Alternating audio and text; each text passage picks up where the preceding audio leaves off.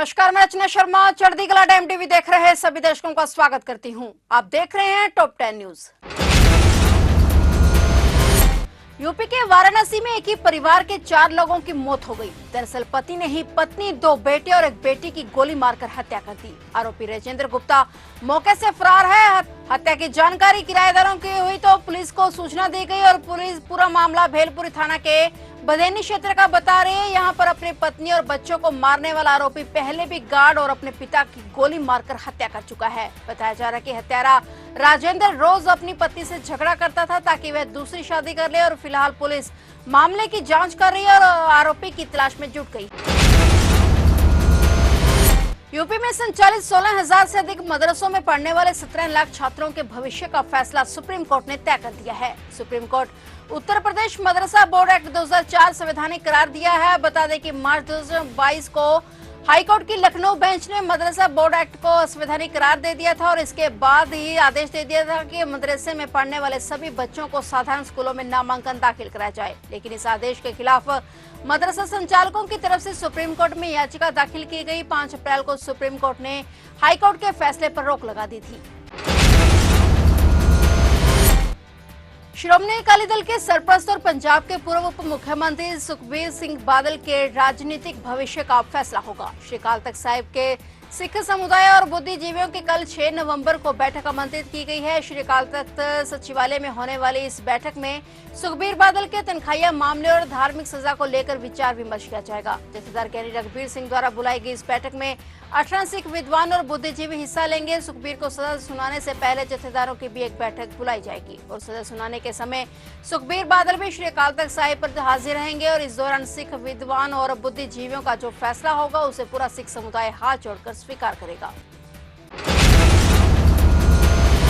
NCP SP के प्रमुख शरद पवार ने ऐसे संकेत दिए हैं कि वे अब कोई चुनाव नहीं लड़ेंगे। शरद पवार ने कहा कि कहीं तो रुकना पड़ेगा। महाराष्ट्र चुनाव से पहले शरद पवार का यह बड़ा बयान सामने आया है। शरद पवार ने कहा कि मैं कोई चुनाव नहीं लड़ना चाहता। चुनाव को लेकर मुझे अब रुकना चाहिए और नई पीढ़ी को आगे आना चाहिए। पूर्व केंद्रीय मंत्री और महाराष्ट्र की राजनीति के दिग्गज नेता शरद पवार ने कहा कि अब तक 14 बार चुनाव लड़ा हूँ और सत्ता नहीं चाहिए, बस समाज के लिए काम करना चाहता हूँ।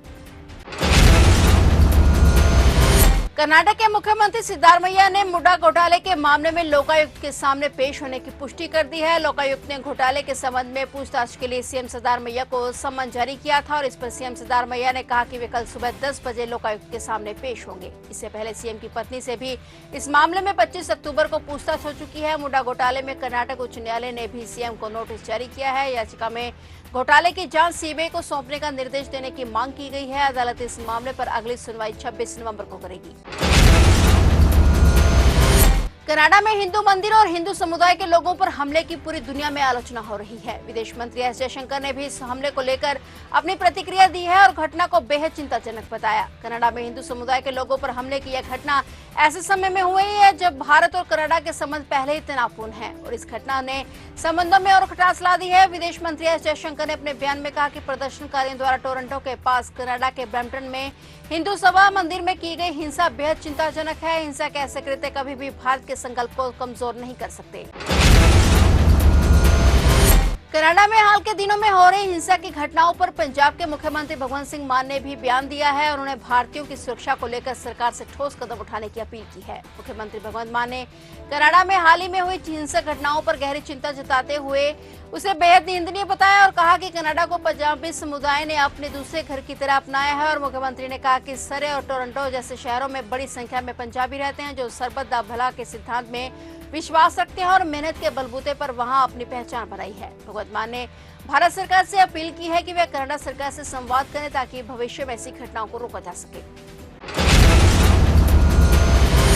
उत्तर प्रदेश के मुख्यमंत्री योगी आदित्यनाथ, रक्षा मंत्री राजनाथ सिंह और केंद्रीय कृषि मंत्री एवं झारखंड के चुनाव प्रभारी शिवराज सिंह चौहान ने आज 5 नवंबर को झारखंड के चुनावी रण में हुंकार भरी। तीनों दिग्गज नेता आज झारखंड में अलग अलग जगह पर जनसभाओं को संबोधित करने पहुंचे। साथ ही एनडीए उम्मीदवारों के लिए जनता से वोट की अपील की। बता दें कि झारखंड में पहले चरण के चुनाव के लिए महज 8 दिन शेष बचे हैं। पहले चरण के चुनाव 43 विधानसभा क्षेत्रों के लिए 13 नवंबर को होंगे। ऐसे में चुनाव प्रचारकों के लिए झारखंड में स्टार प्रचारकों के आने का क्रम शुरू हो चुका है और वहीं इससे पहले गृह मंत्री अमित शाह और पीएम नरेंद्र मोदी भी विशाल जनसभाओं को संबोधित कर चुके हैं।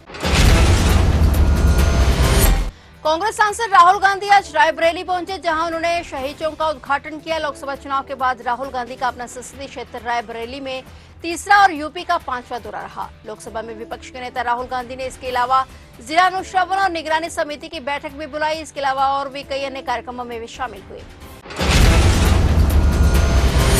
बॉलीवुड अभिनेता सलमान खान को एक बार फिर से जान से मारने की धमकी मिली है। लॉरेंस बिश्नोई गैंग के नाम से मुंबई ट्रैफिक पुलिस को एक धमकी भरा संदेश भेजा गया है। इसमें सलमान खान से मंदिर जाकर माफी मांगने और 5 करोड़ रुपए देने की मांग की गई है। सूत्रों के मुताबिक मुंबई पुलिस को सलमान के खिलाफ लॉरेंस बिश्नोई गिरोह से कथित तौर पर एक धमकी भरा संदेश मिला। धमकी में अभिनेता को 2 रास्ते बताए गए, जिंदा रहने के लिए माफी मांग लो या फिर 5 करोड़ रुपए दे दो। यह सलमान को एक हफ्ते में मिली दूसरी धमकी है। फिलहाल टॉप 10 न्यूज में इतना ही, और नए समाचारों के साथ फिर से हाजिर होंगे। तब तक के लिए देखते रहिए चढ़ती कला टाइम टीवी।